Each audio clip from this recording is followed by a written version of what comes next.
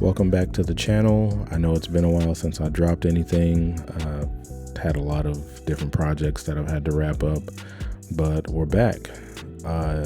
So I was in Phoenix for a lot of interviews and testimonials that I had to capture for a dental practice, doing some agency work here.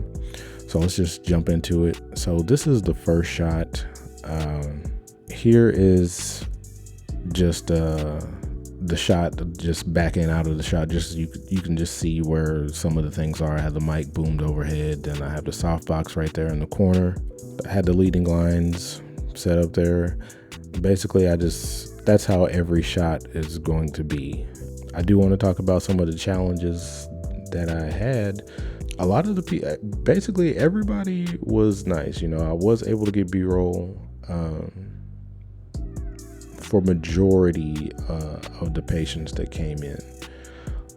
Some issues that I ran into was I feel like I just didn't have enough time. And I say that because I'm a solo shooter, so you're trying to get all these shots set up. You're trying to you're trying to grab B-roll. You're trying to explain things. Some people didn't know what B-roll was, so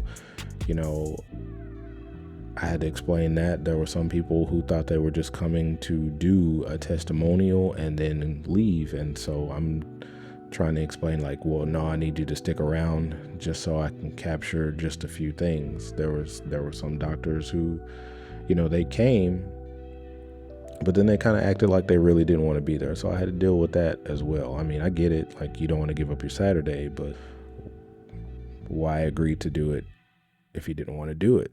All in all, it was a good shoot. I mean, I'm not complaining about anything, but there were a lot of moving parts for this. And this was my first time to shoot for this agency.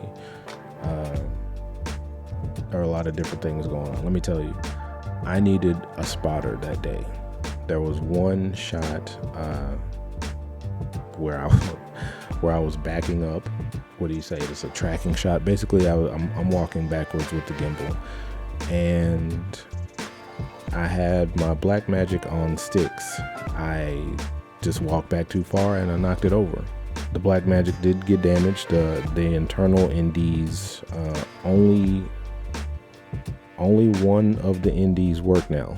I did reach out to Blackmagic to see if they could repair that, and they said they don't. They said the only solution is to get a whole nother unit. I'm not doing that. So if I'm in a situation where I need NDs again, beyond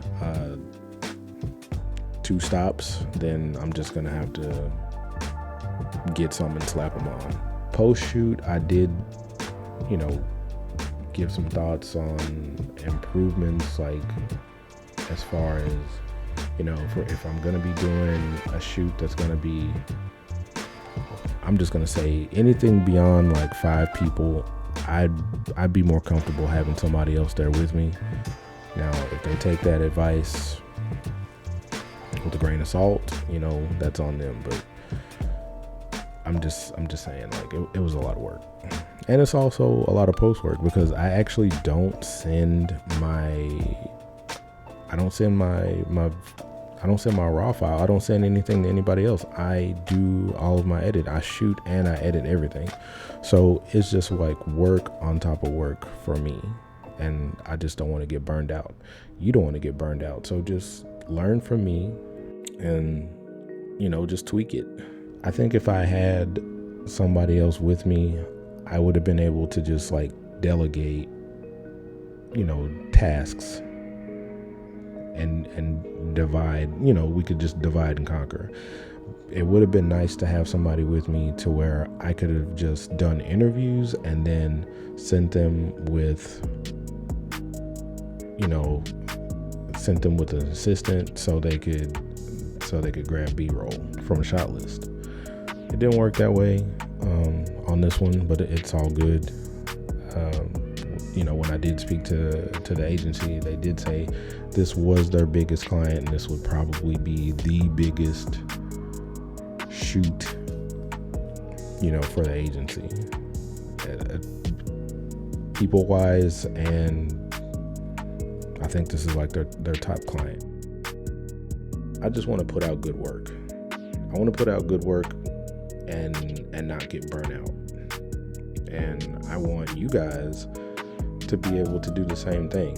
Like, I want you to be able to navigate these creative waters and not run into a lot of issues. But it's also good to run into the issues, because you'll be able to recognize a pitfall, if you've been there. You gotta go through the mud, if that makes any sense.